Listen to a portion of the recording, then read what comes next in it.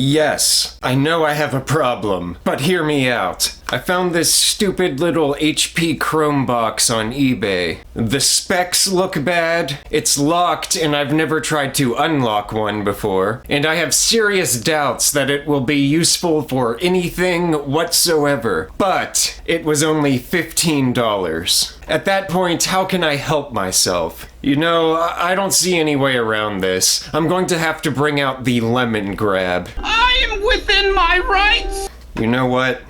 No. Trash belongs in the garbage!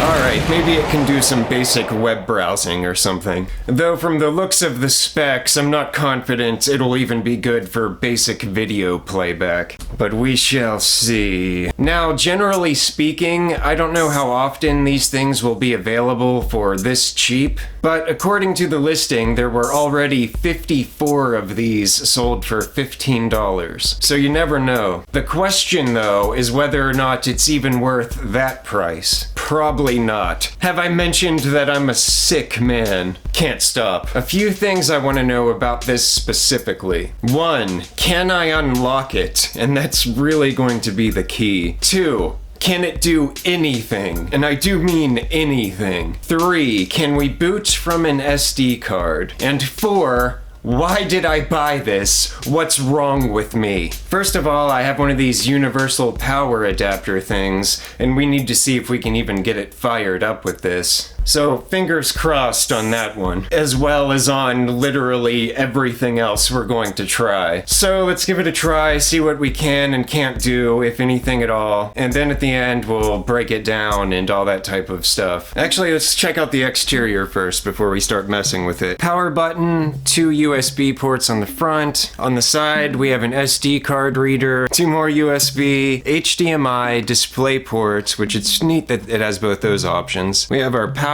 and headphone jack. Alright, so the good news is the power adapter works, but the ChromeBox is apparently managed or domain managed from what I'm reading. It's just going to try to get me to log into this domain, which I can't. I'm gonna have to try to reset the device, and if that doesn't work, maybe swap out the hard drive with a fresh install or try a different operating system or something, which I'm gonna try those as well, just to see if we can do it. But first, I'd like to see if we can get this unlocked. The first technique I'm going to try to get it unlocked is usually more of a last resort, but typically it has close to a 100% success rate. Alright, that almost never fails, so we might have some trouble here. Okay, we actually do have a problem. When I first plugged in the power cord, it just automatically booted and went to that screen, but now I can't get it to start back up. Pressing the power button does nothing. I even tried pulling the cord and plugging that back in. Also does nothing. So it looks like we're going to be breaking this down sooner than expected. Hopefully I'll be able to get it to power on again, otherwise it's going to be a pretty short video. But I'll tell you what's never going to be a problem. Chair desk. Okay, so we're going to pop off a few screws on the outside here. Then we're just going to take a flathead and go ahead and crack open the case, and it just sort of pries open.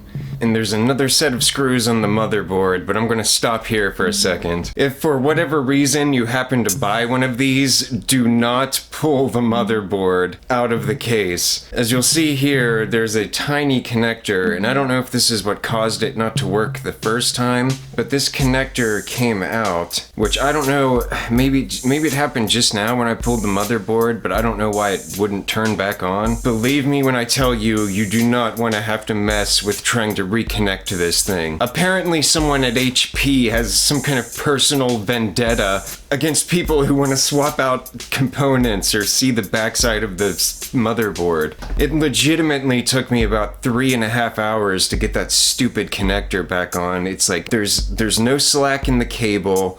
You can only put the left side in first and then try to drop it down onto the connector, but every time it just shoves it out of the way. I took this pair of tweezers and I tried holding it into place and then dropping the motherboard like onto the connector, and every time it just shoved it out. There's not enough slack to pull it up and connect it first and then drop it in. I ended up having to flip it upside down, put the board most of the way on, and then use these tweezers to like try to just nudge it into place place and slowly push it down. It was horrible. Already I hate this thing. Oh yeah, and all that just to get back to square one. Because now we're just back to, it boots up, but it's that same screen. Alright, we're trying the reset. There's a little reset button. I guess we have to push that and then hold the power. At least it's working. At least it turned back on again. I'm not sure why every project I do turns out terrible. Maybe because I buy $15 pieces of garbage, but this is going bad. So yeah, so I got it to, it's powering on now, but apparently the reset button is just a power button. Why you would add a reset button that just turns on the machine, I don't know. And I'm going through all the steps listed, like I'm holding the reset button while pressing power until the screen comes on, doing whatever. No dice. We're going to move on. I have some plans. One, I'm going to try to create a USB installer for Chrome and see if I can just install Chrome to a blank hard drive. And then I'm going to try to do the same with maybe a different operating system.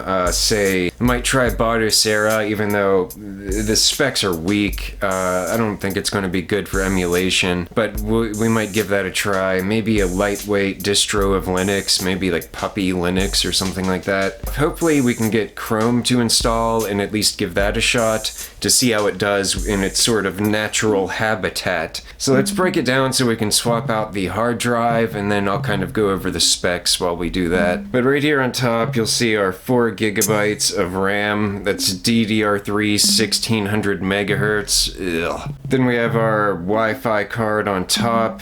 We have our little M2 2242 SSD. This is 16 gigabytes. Pretty meh. And then our CPU, the Intel Celeron 2955U. That is 2 cores, 2 threads, 1.4 gigahertz. Why do I do this to myself? I've got like 5 hours of labor into trying to get this thing to work. It's going to be good for nothing. Alright, so I have another one of these little M2 drives. We're gonna swap this out and then try to run the USB installer to install Chrome on this. You know what I should have done for this video? Yeah, I should have just thrown it at the wall. That would have been more entertaining, more satisfying, better for all parties involved.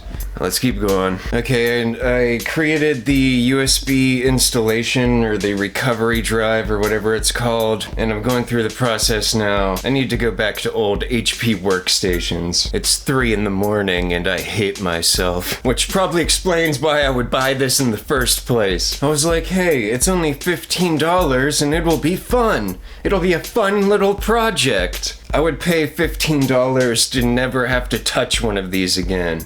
Yay, it's working.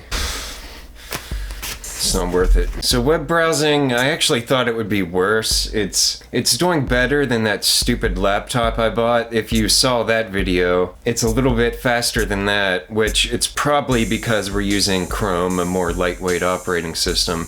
That laptop had Windows installed and it just wasn't designed to pull that off. Websites aren't terrible, they take a few seconds. Going to YouTube just takes a few seconds to load. We'll try a video on YouTube. The video started playing really quick. 1080p is stuttering. Can't even play 1080p. Ugh.